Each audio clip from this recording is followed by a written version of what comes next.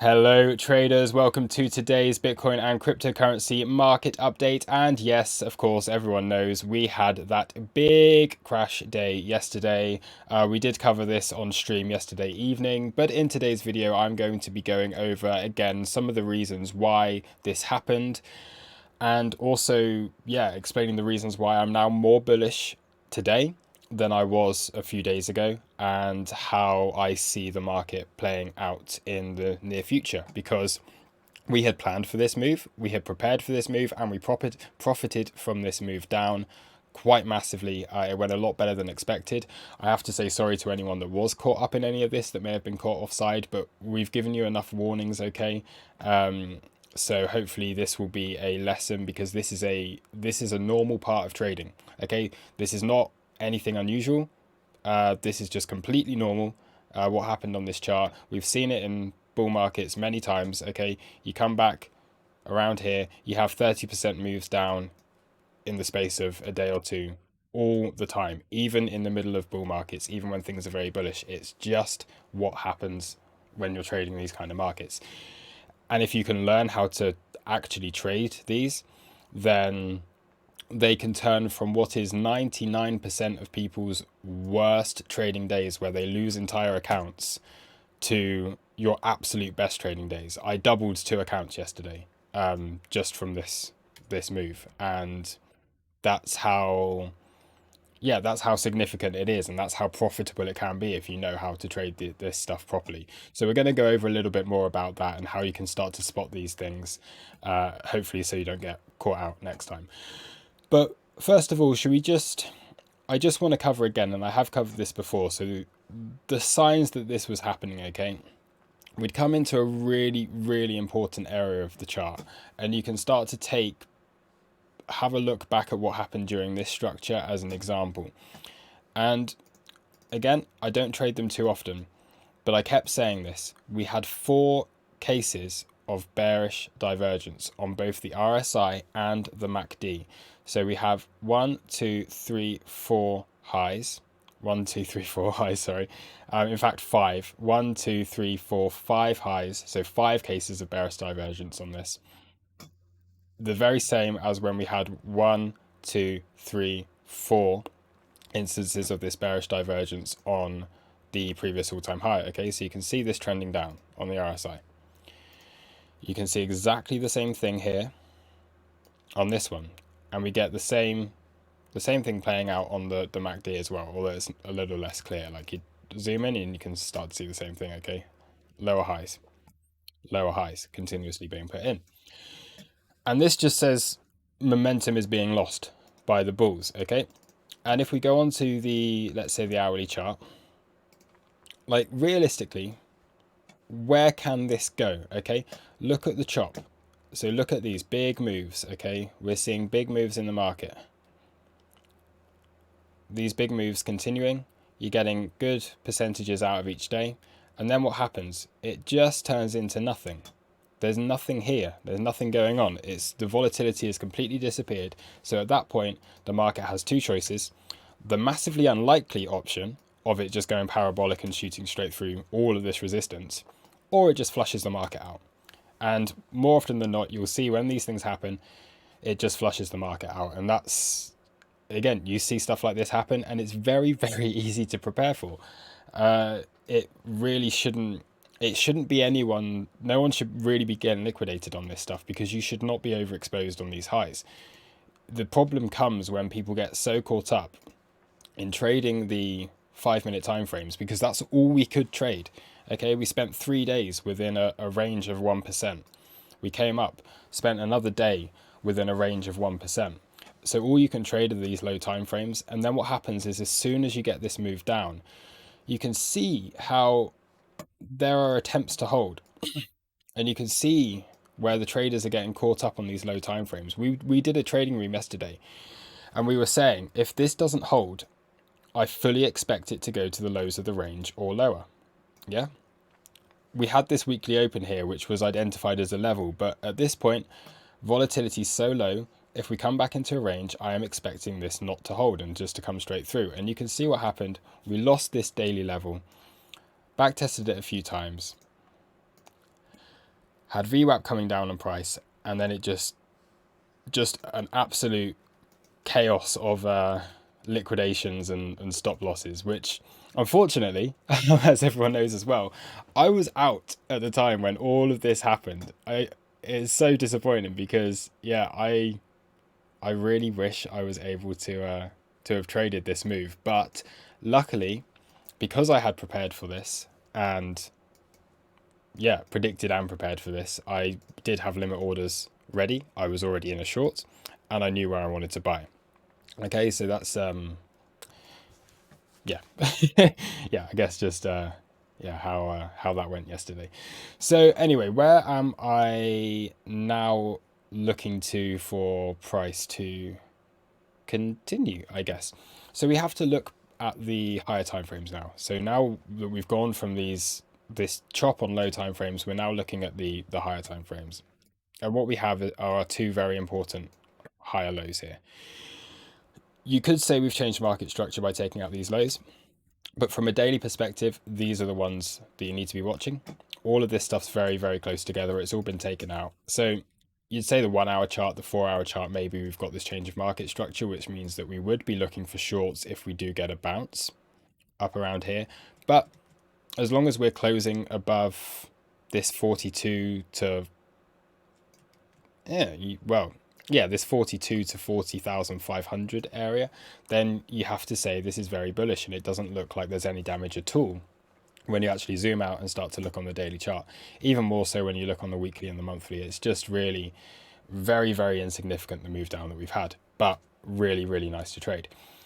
So what we've had so far on this, we can see our bounce this morning from this daily level, and we'll go on to Ethereum in a minute as well, because this is very important. So I have got into an Ethereum long.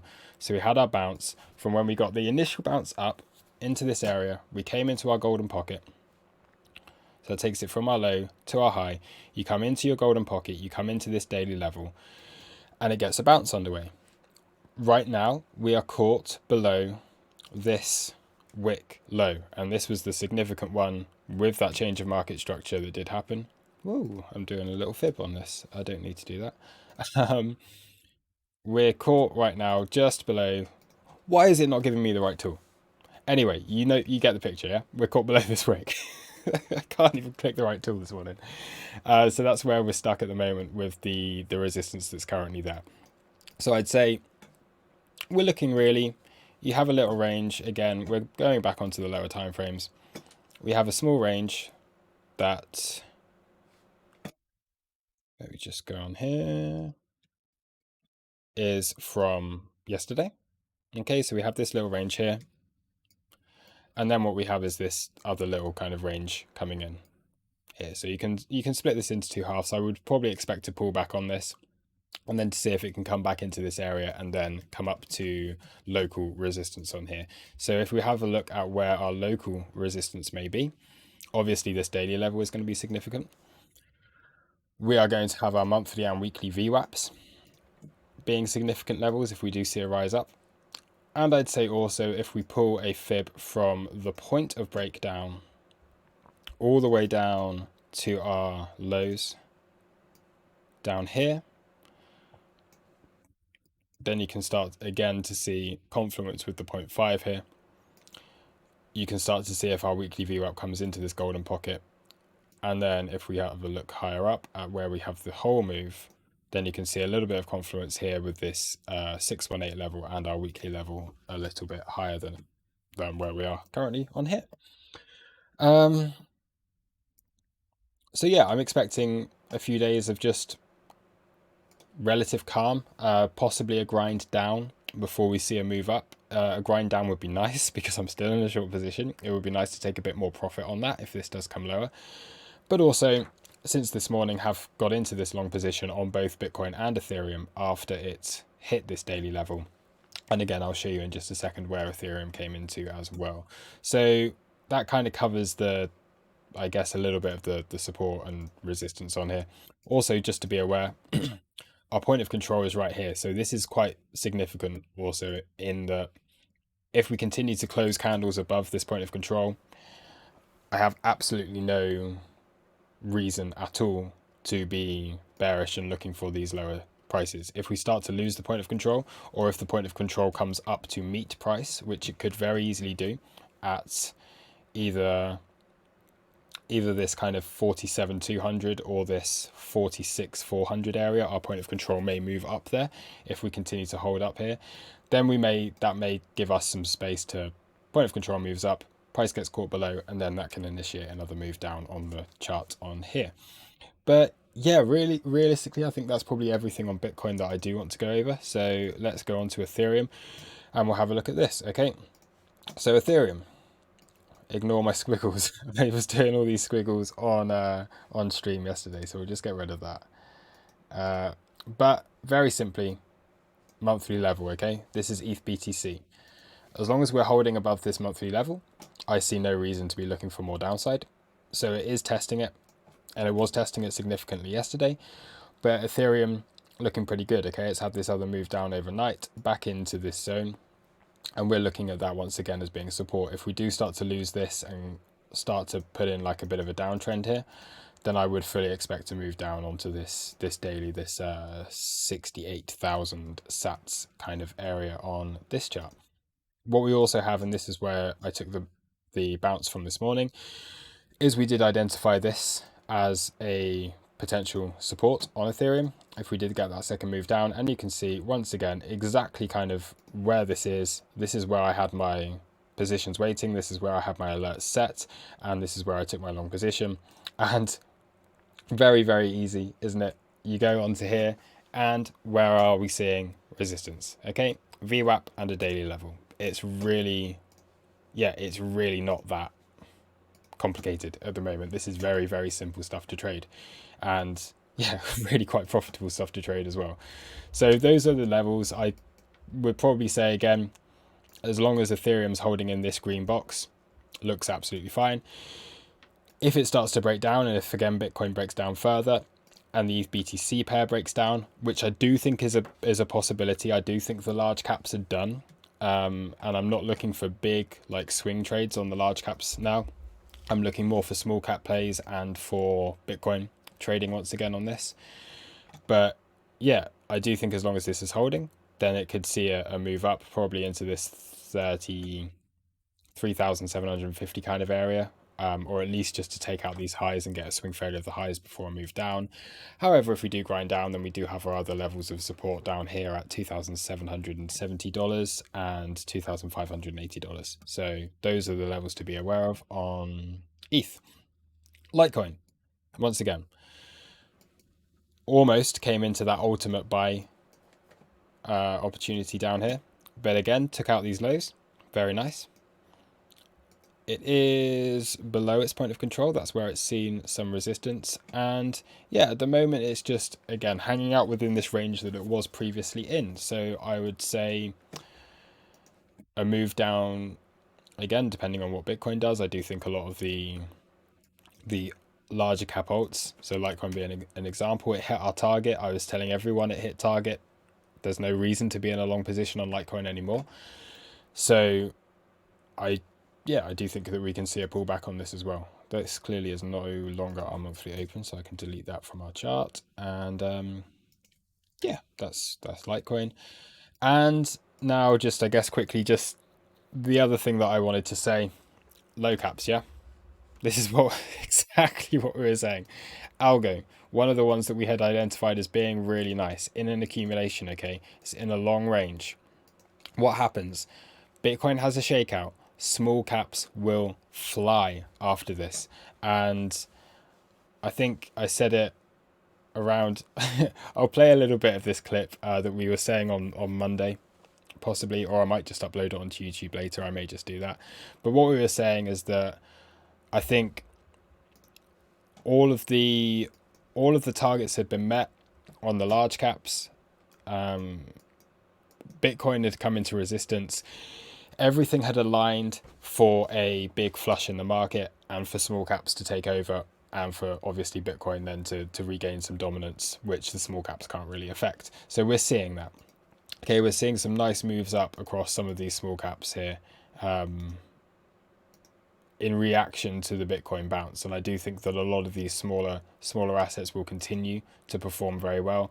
Algo being one of them. So Algo has hit target here at this monthly level, and we could potentially be looking at this as a larger range playing out. You've got to say, is this being the range? Yep. We come into our highs, our lows, midpoint there being this monthly level, lows, highs, maybe back into this midpoint, very similar to how we've been trading Litecoin recently. And yeah, again, if Algo can get a move back into this area, then that looks really good. Same with the US dollar pair. So you have your highs, your lows, your highs, your lows, back up to your highs. Possibly we get a move into the midpoint, and then we start to see a move up out of this. So yeah. We'll have a little look on EXO and just have a look at the absolute just annihilation that the TPO chart had yesterday, which was very good fun. So if you want to say this, like, we've got single prints above us, yeah? We got single prints above us that line up quite nicely with where the golden pocket will be. We've got below us still. In fact, no, what am I talking about? So this again on the TPO, you can see we came in to this MPOC. This is what we were looking at before we could get continuation higher.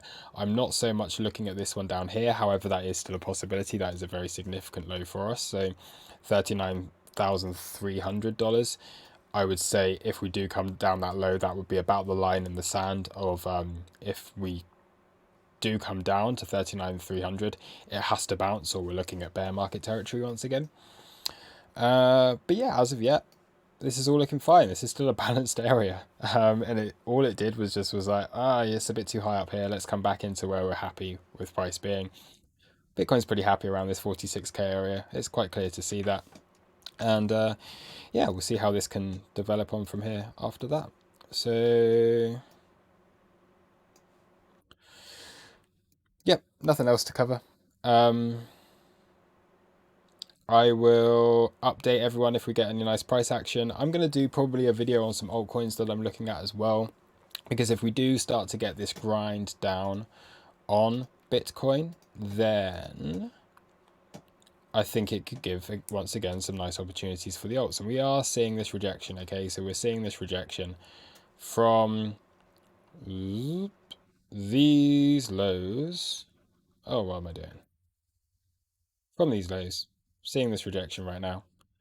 And yeah, we can start to see maybe a consolidation here or just a little downtrend that does bring us back down to these lows, possibly into this daily level, and then we can start to think about a bounce from there. But yeah, at the moment I'm still bullish. I'm more bullish now than I was previously. I had sold a massive amount of my Bitcoin and all of my basically all of my exposure to any long positions when we were up at these highs.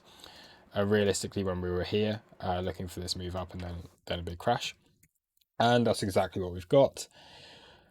I may make the parts of the video when we did the crew call public so you can see what my thought process was when we were within this area, how I was saying that I do think we take the highs and then get a dump. That would be quite nice because I said it would happen and it did. But yeah, other than that, thank you for watching. Nothing else to cover on here, and I'll catch you in the next video. Cheers, bye.